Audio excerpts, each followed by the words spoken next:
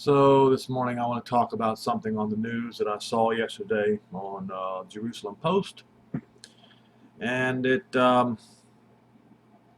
is disturbing, but at the same time, it's proof that Euro Christianity has always been on the wrong side of the truth. I say always. In fact, Yohanan in the scripture proves that point. I will get to his words in just a minute. So I'm going to go ahead and go to this article here, and it's called, I believe this is it, yes, 154 UN nations call the Temple Mount solely by Muslim name Haram al-Sharif. Let's look at the meaning of this name here, see what it means.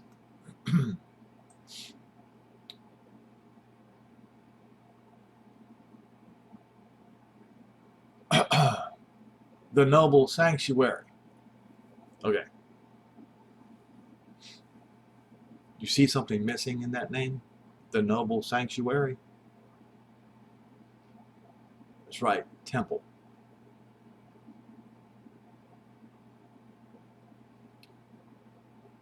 That's what's missing. The refusal to acknowledge the place as the Temple Mount. Not only that, the Muslims, they don't view Jerusalem itself as the most holy city or the most holy place.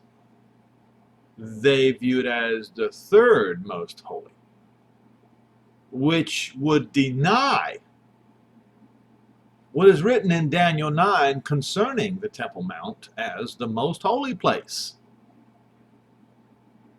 All right. So let's go back to this article. The EU approves the text but warns it may not do so in the future. That's very lame. The UN gave its preliminary approval to a resolution that referred to the Temple Mount solely by its Muslim name of Haram al-Sharif. Now, folks, you know as well as I do what this does.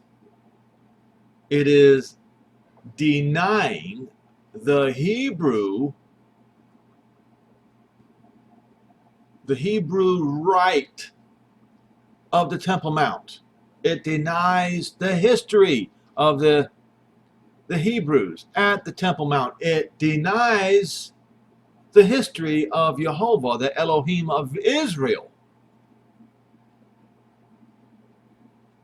being that the holy place, the Temple Mount, being where his throne was, where the Holy of Holies was, and where his throne shall be. It is a denial, saying no to. Just like the Christians say no to the name of Yehoshua. And when they say no to the name of Yehoshua, they say no to the name of Jehovah the Father. Yes, they changed that name to Jesus. There does seem to be a pattern going on here, doesn't it? The resolution passed at the UN's Fourth Committee in New York, 154 to 8, with 14 abstentions and 17 absences. Well, I view the 14 abstentions and the 17 absences as lukewarmness, unwilling to take a stand. It was one of 8 pro-Palestinian resolutions approved on Friday out of a slate of more than 15 such texts the committee is expected to approve. The UN General Assembly will take a final vote on the text in December. How interesting. In December. I wonder if it's late December. But anyway, I may talk about that in another video. Ben Borgel, the Israeli political coordinator at the UN mission in New York, pushed the committee on the issue of Jerusalem, asking why it was so difficult for UN member states to use the phrase the Temple Mount? Well, I know the answer to this. It is hatred for the Jews. Now, down a little further here, well, you can read here, it says his remarks reference the resolution entitled Enforcing Israeli Practices Affecting the Human Rights of the Palestinian People in the Occupied Palestinian Territory, including East Jerusalem. And East Jerusalem is the holy city. It is the city of David. It is the city from where Yehoshua, son of David, is going to implement his kingdom and its policies on the rest of the world. And this is the reason why they're calling it by a Muslim name, because they do not want Yehoshua, son of David, to take the kingdom and implement his rule upon the rest. They don't want this. They're rejecting it. The resolution makes no mention of the Jewish name of the area and the Temple Mount, or the Temple Mount, which is Judaism's holiest site and Islam's third holiest site. Now, I don't want to read the whole thing because it's going to take too long, but here we go right here. All 28 European Union member states support this resolution along with 6 others, but a Finnish representative who spoke to the Fourth Committee on behalf of the EU said it disagreed with the attempts by Arab states to solely reference the Temple Mount by its Muslim name of Haram al-Sharif. Now, of course, you know, folks, that Russia obviously would have gone on along with this. They are more pro-Palestinian than even the rest of Europe is. That's the part that's so amazing to me. But anyway, so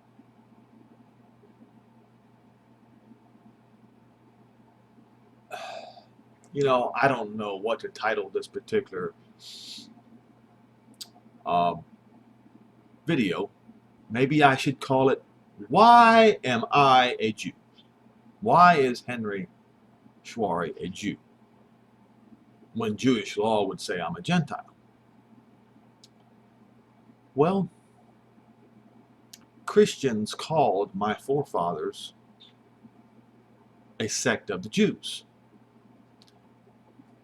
And I saw it, and I had it in one of my videos, probably 100 videos ago. I don't even know which one. I'd have to really do some researching of my own videos to find it, concerning Martin Luther, how he called Sabbath keepers among the Anabaptists, he called them Jews, and they should be treated just like the Jews.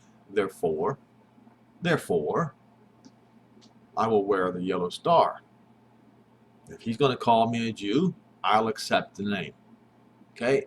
Now we have another instance, and I'll get to this particular article in a minute. It's, I don't even know what it's called, History of Sabbath Keepers. And this particular one is in Russia. But let me go first to, I believe it's, is it here? Nope. That would be in 1 John.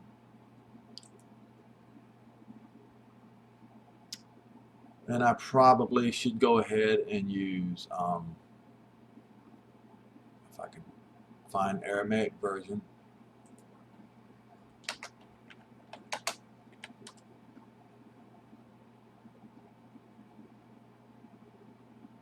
I don't know why sometimes I can find it and sometimes I just can't. Let me do it this way.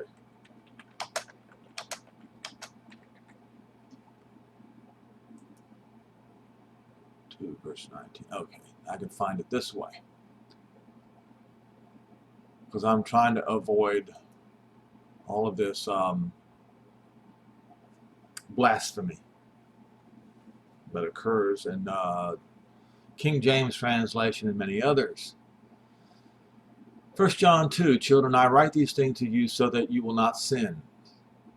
If a person will sin, we have the Redeemer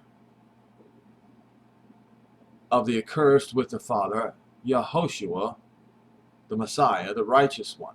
Now, Yeshua means salvation. Yehoshua means Jehovah is salvation. I always use the full name in honor of the Father. Always. For he is the atonement who, for the sake of our sins, and not in our place only, but in the place of the entire universe. But by this we sense that we know him if we keep his commandments. For he who says, I know him, and does not keep his commandments is a liar, and the truth is not in him. What commandments is he talking about? Well, Yehoshua made it very, very clear that the whole law and the prophets rest on you shall do unto others as you'd have them do unto you. You shall love your neighbor as yourself. Okay? Now, he who keeps his word in this way, in this one, truly the love of Jehovah is perfected. By this we know him, that we are in him. He who says, I am in him, must walk according to his walk. All right. Let's find out what his walk is. All right? Let's do this.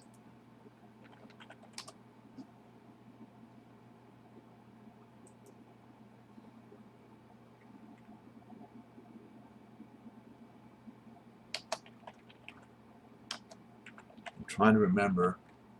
I'm not going to find it like this. Well, wait a minute. Here it is right here. Matthew 7 and verse 12. All right. Just so we all understand. Therefore, whatever you want men to do to you, you do to them, because this is the Torah and the prophets. Bam! All right, now we know. All right, now we have context. Let's go back to 1 John 2. Now, he's speaking to the Hebrews.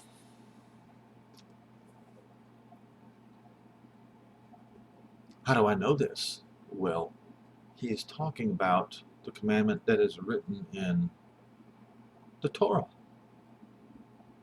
You shall love your neighbor as yourself.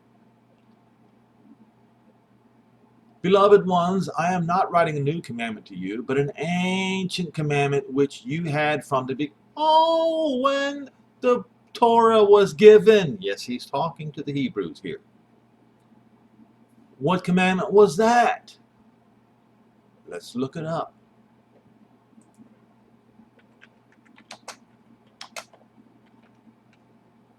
Oops.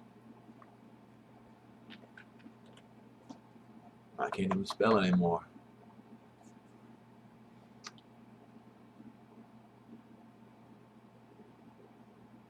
Why don't they have the prophets here?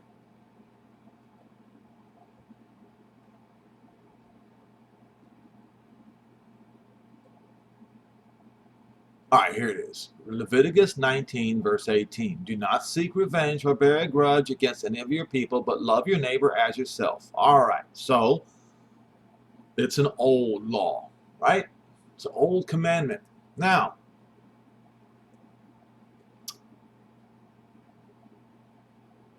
so he who says, I am in him, must walk in this way. This commandment. Love your neighbor as yourself. Do unto others as you have them do unto you. We know as the golden rule.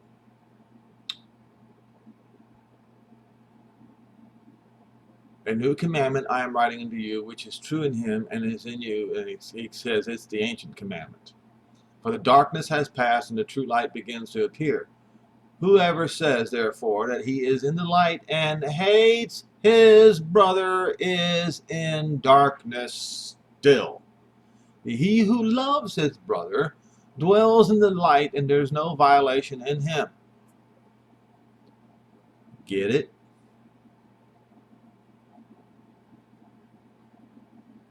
Okay, Christians, who is your brother? He who hates his brother is in darkness and walks in darkness and does not know where he is going because the darkness has blinded his eyes. I write to you, children, that your sins have been forgiven because of his name. Why?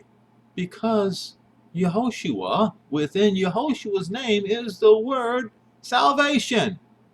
Yeshua. And Jehovah is in the name because the name means Jehovah is salvation. Because of his name. His name is not Jesus. Jesus can never mean Jehovah is salvation. It is impossible for it to mean that. I write to you. Okay, so, all right, I do not want to lose sight of this right here, this commandment, because that is where I'm going to start with Luther's Jewish problem. Now, this is crazy, folks, because I'm going to read only a portion of this. It's too long to read all of it. But down at the very bottom of this article, they're saying we should honor. I don't know how far this goes down. They say we should honor Martin Luther for his things that he taught in his early days, but in other words, it's conflicting. No, you do not give an honor to a man who talks this way, especially later on in his life, because the later part of a man's life defines the man, not the early part.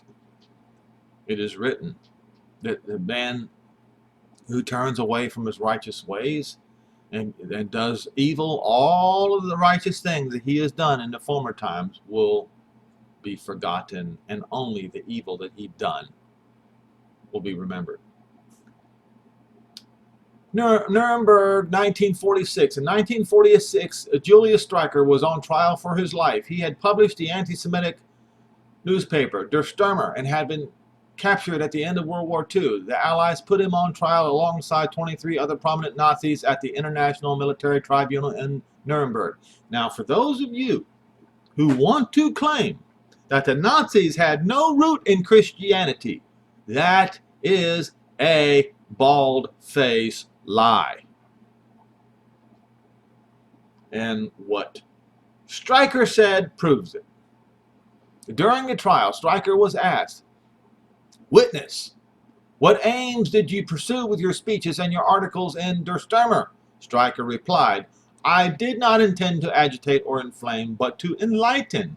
Anti-Semitic publications have existed in Germany for centuries. In the book The Jews and Their Lies, Dr. Martin Luther writes that the Jews are a serpent's brood and one should burn down their synagogues and destroy them." Does that sound like a doctrine of love your neighbor as yourself? Does that sound like a doctrine of loving your brother?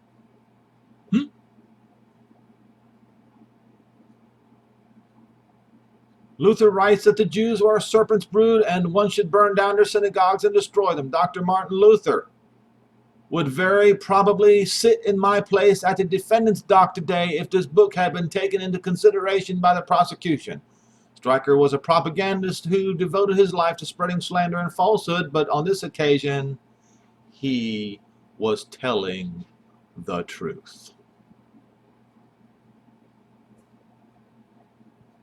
The book Streicher mentions, The Jews and Their Lies, was written by Luther in 1543, 3 years before his death. It is written that if a man turns away from, and I'm not saying that Martin Luther was righteous in any way, shape, or form. I reject that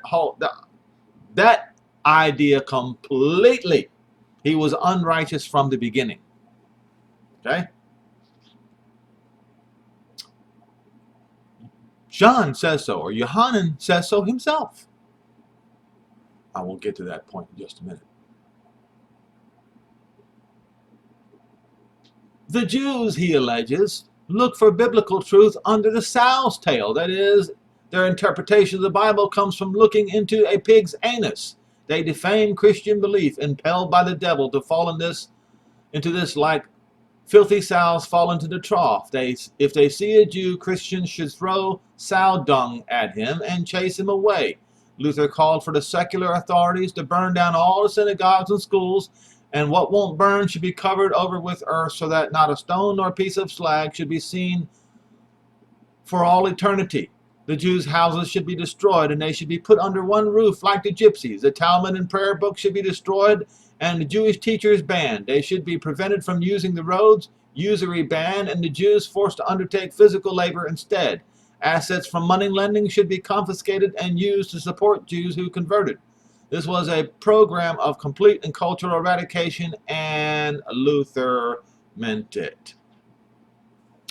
Luther's anti-Semitism then reached the crescendo of physical revulsion. He imagined Jews kissing and praying to the devil's excrement. The devil has emptied his stomach again and again. That is a true relic which the Jews and those who want to be a Jew kiss, eat, drink, and worship. In a kind of inverted baptismal exorcism, the devil fills the mouth, the nose, and the ears of the Jews with filth. He stuffs and squirts them so full that it overflows and swims out of every place. Pure devil's filth, yet it tastes so good in their hearts, and they guzzle it like sows. Whipping himself into a frenzy, Luther invokes Judas, the ultimate Jew, when Judas hanged himself so that his guts ripped, and it happens to those who are hanged, his bladder burst, and then the Jews had their golden cans and silver bowls ready to catch the Judas piss, as one calls it, with the other relics, and afterward together they ate the shit and drank, from which they got such sharp sight that they were able to see such complex glosses in Scripture. Folks, this is page after page after page. Now, let me ask you a question again. Does the father of Protestantism fit the example of John, or 1 John 2? You be the judge.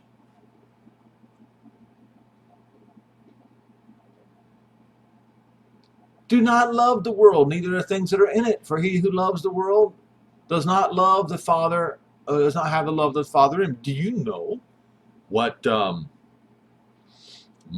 Martin Luther, why he ordered the execution of Sabbatarians among the Anabaptists? He said that they have rebelled against the government of this world. He did. Now, let us go to this particular article. I'm holding my place right here because this is so long, folks. And it's down at the bottom. So let's see what the title is here, so you folks can go and Google it up for yourself. It is so long. So it's so big. There's no way I can fish through all this thing for all of the crimes that were committed against the Sabbatarians. And there were several groups of Sabbatarians among the Anabaptists. And I know I have proof that Martin Luther called Sabbatarians Jews, but look what the Russians did. Now see, this is Bohemia, Holland, all through Europe, right here. Okay, but this one that I'm going for here is in Russia. All right.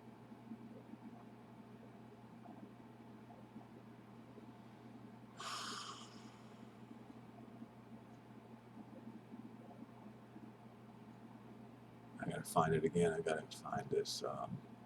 You can see Luther's is right here.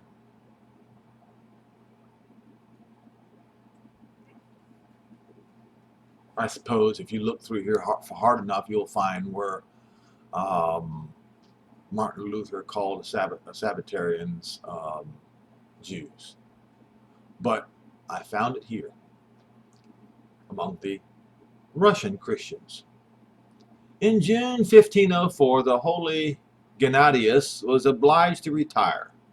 Finally, in December of 1504, this was around the same time of Martin Luther, folks, a council was called with reference to the heretics, at which the heir to the throne, Basil Iwanowitz, was present. The decision of the Grand Duke was this: some are to be burned, others to have their tongues cut out, and to be exiled. However, the major part were to be confined in monasteries. The church commanded, during the week of Orthodoxy, the first week of fasting, that the anathema be pronounced against the Jewish sect. What Jewish sect? This one. This one, folks.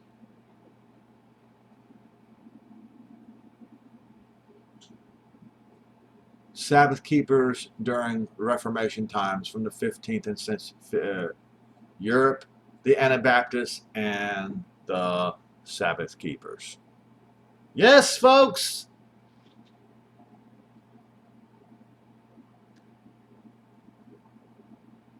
My background comes straight out of the Anabaptists. And the Christians called them a what?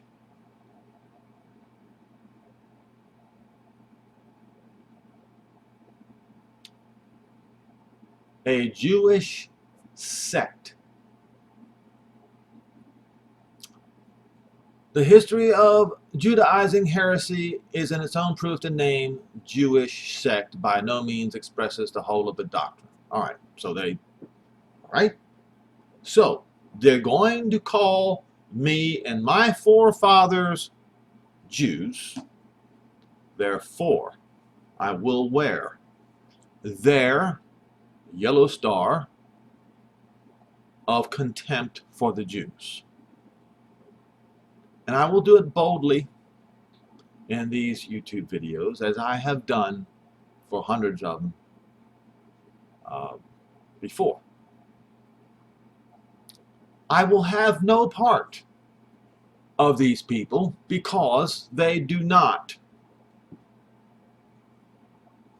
view their brothers, the Jews, as something to love. They view the Jews as something to despise and to hate, to curse and revile, to speak vile language concerning, and I'll have no part of that. Absolutely none. And if that means that I stand with the Jews, then it means I stand with the Jews. Now,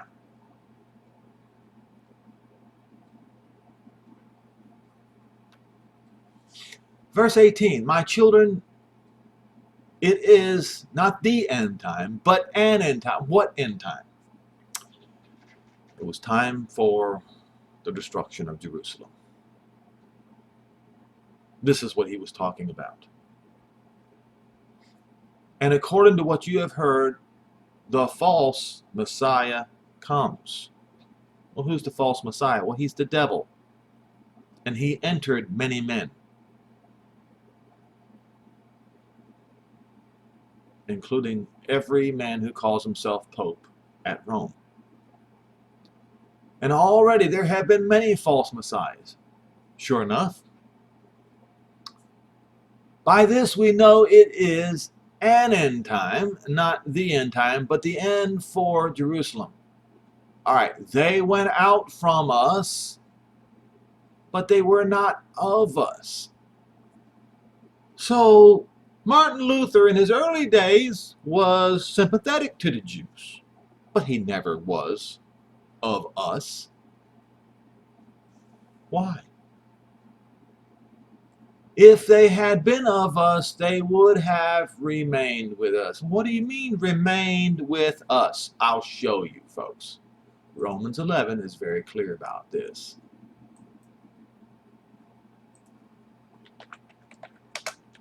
concerning the Gentiles and the grafting in. All right?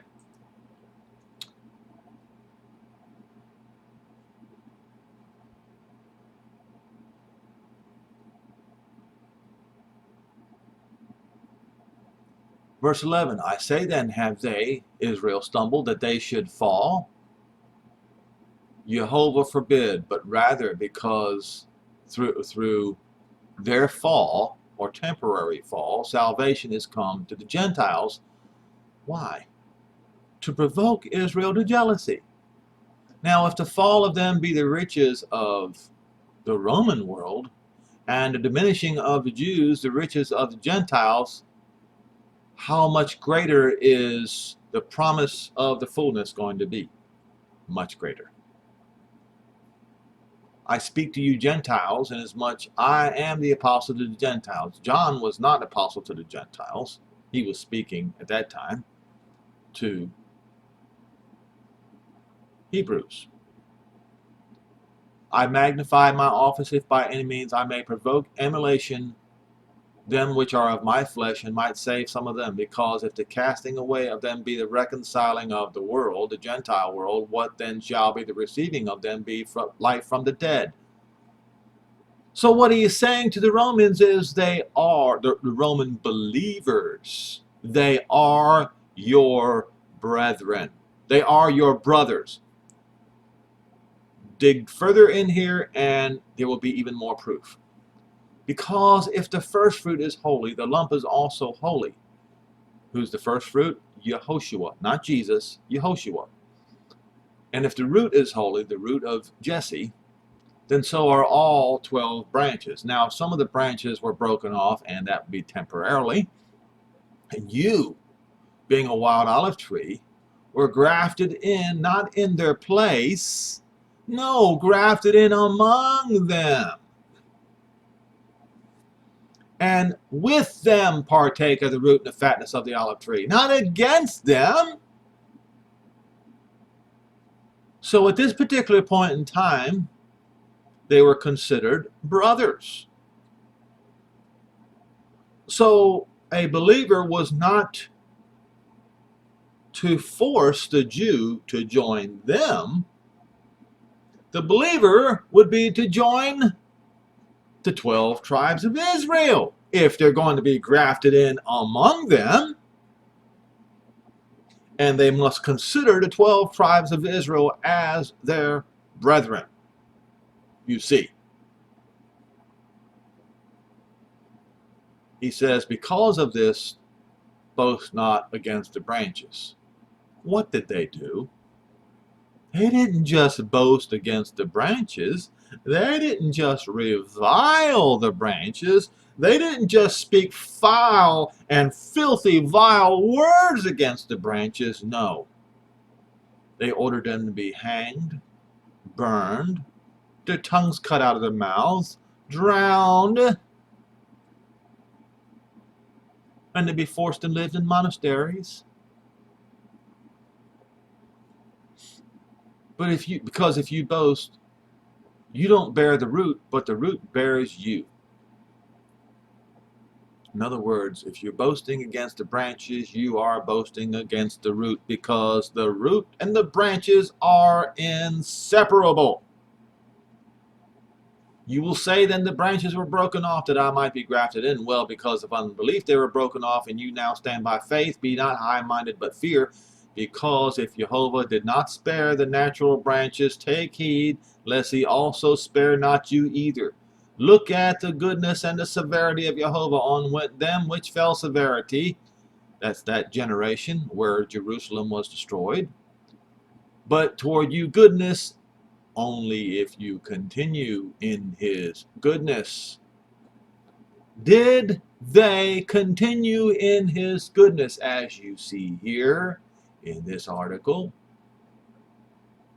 This entire article is filled with every abomination that the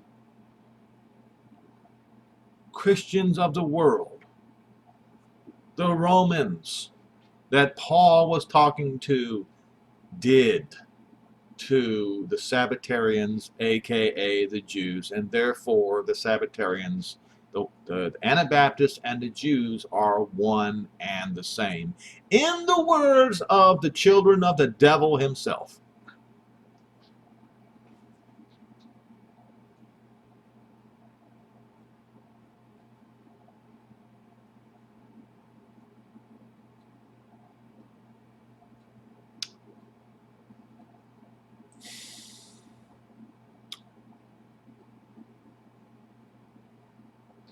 And if they also, if they abide, it doesn't say if.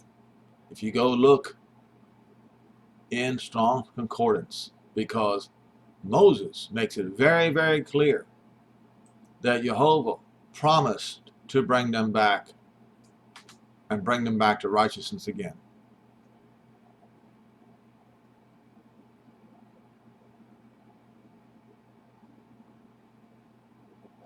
For if you were cut out of a wild,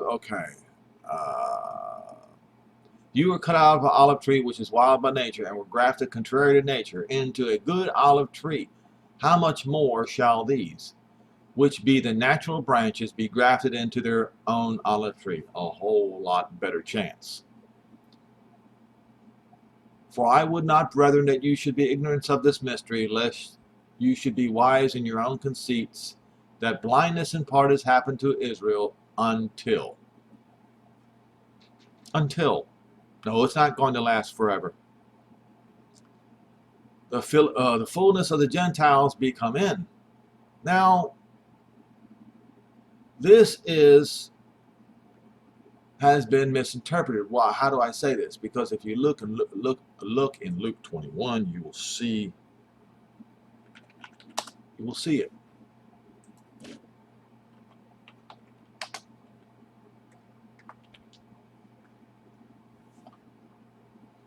Let's see here.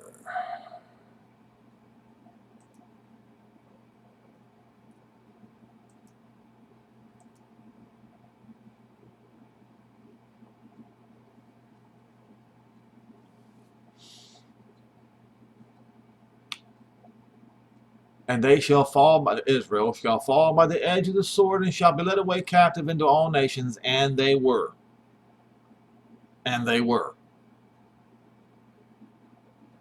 Almost 2,000 years ago. And Jerusalem shall be trodden underfoot by the Gentiles until the time of the Gentiles be fulfilled. It is in that interpretation that Romans 11 and verse 25 must be made. And so,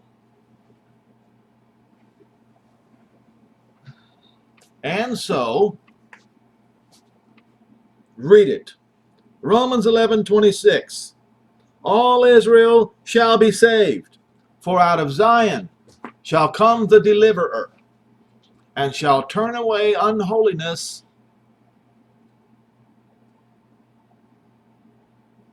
from Jacob. Why? Because of the new covenant that was promised to Israel.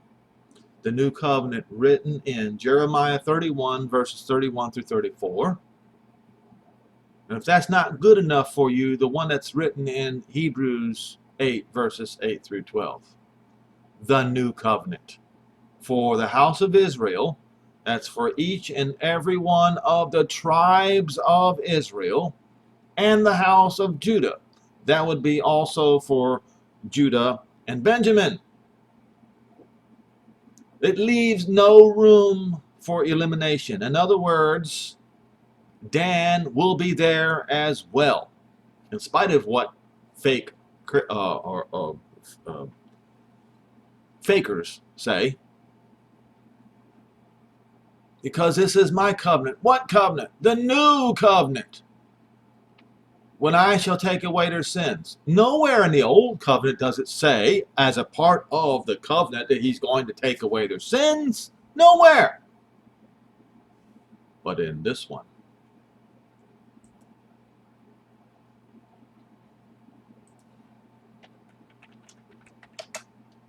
31.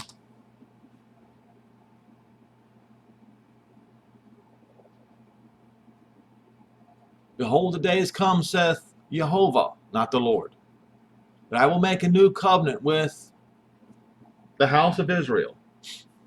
That's the lost 10 tribes. They don't know who they are today. The lost 10 tribes do not know who they are. So when the gathering takes place, not rapture, when the gathering takes place, people who don't know that they are of the lost 10 tribes of Israel are going to be gathered up. They have no idea because they were scattered among the Gentiles.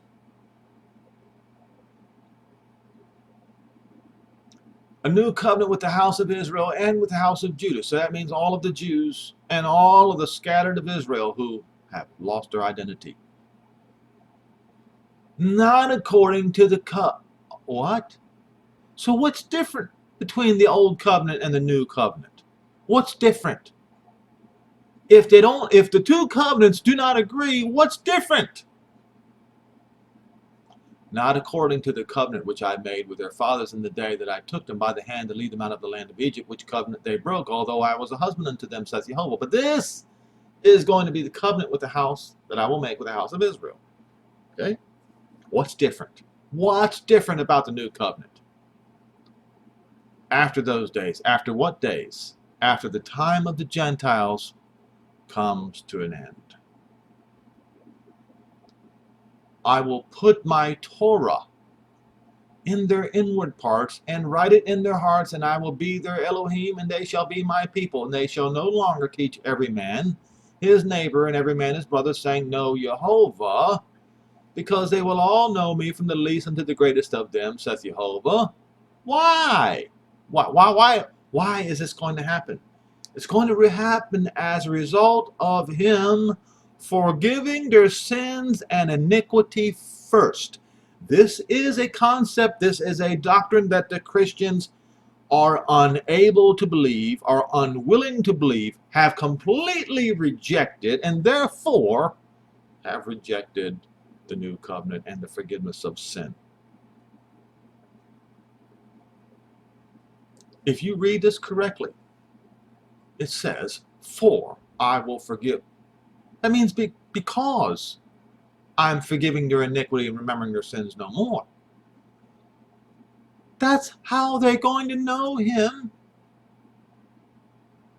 He's going to gain his reputation back among all Israel. Why? Because he forgave their sins and their iniquities and remember them no more.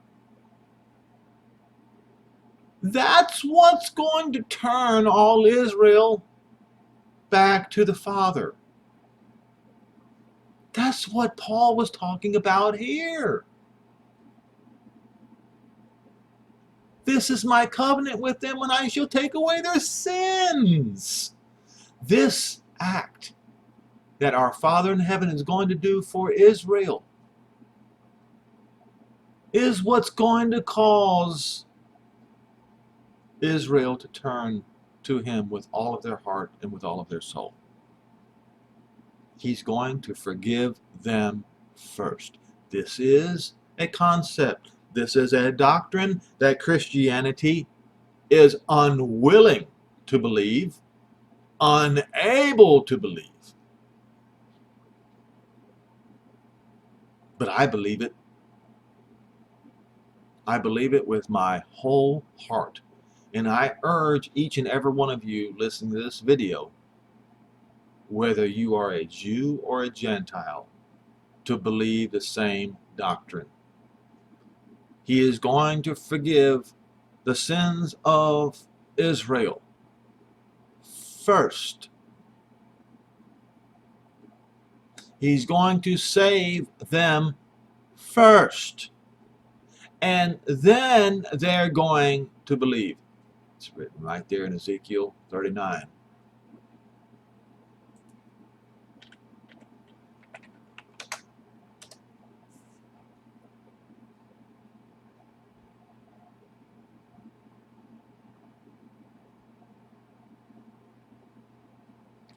I always have trouble finding it. Oh, here it is right here. Verse 21, and I will set my glory among the heathen, and all the heathen may that all the heathen may see my judgment that I have executed, and the hand that I have laid upon them, so that the house of Israel shall know that I am Jehovah, not the Lord, their Elohim, from that day and backward. They have to be obedient to him. They have to love him first before he forgives their sins? No.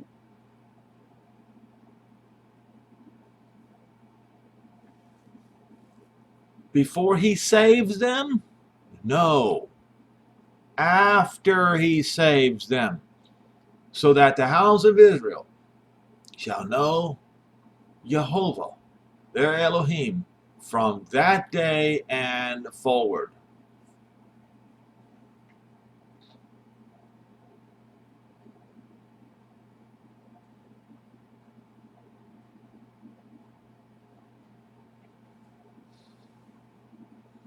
And this is the reason, folks, why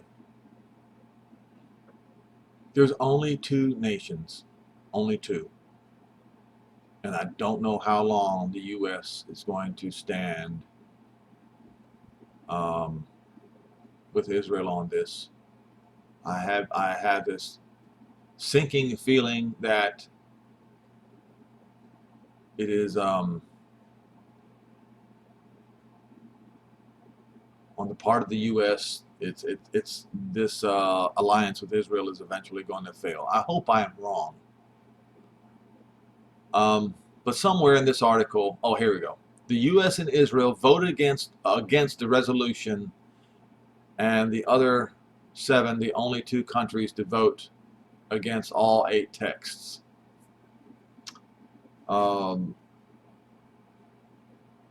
The other countries that were lukewarm on this matter were, concerning Jerusalem, were Australia, Canada, Guatemala, Marshall Islands, Micronesia, and Nauru. They should have gone all the way. But all the other nations have proven that they never were of us, ever.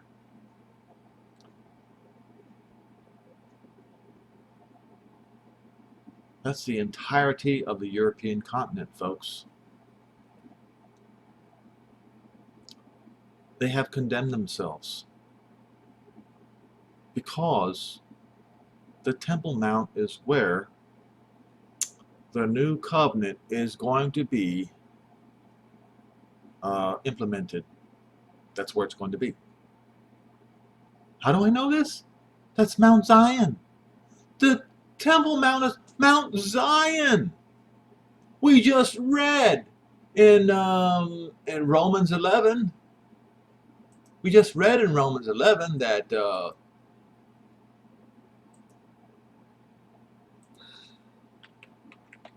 watch this. All right.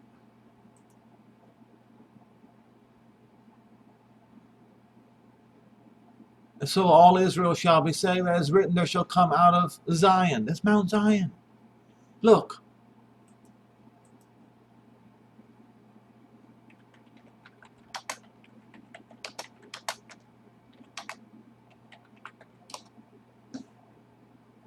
According to the book of Samuel, Mount Zion was the site of the Jebusite fortress called the stronghold of Zion. But once the first temple was erected, according to the Bible, at the top of the eastern hill, the Temple Mount, the name Mount Zion, migrated there too. All right. What does Mount Zion represent?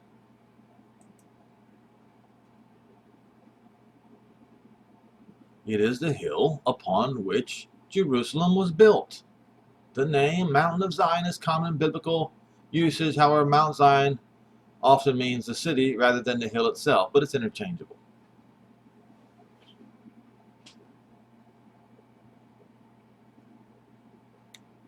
Mount Zion. That's where the new covenant is going to be implemented, folks. And the Europeans, they're saying no. 154 nations are saying, no, no, no, no, no to the new covenant. Well, guess what? If they don't want the new covenant, they're not going to get it. 154 UN nations and climbing, denying the new covenant, rejecting the new covenant, and throwing themselves into the fires of hell. How about that for the truth, folks? Yes, you're going to call my ancestors Jews? I'll take it. I'll take it gladly. And I'll wear the yellow star with them, the Jews.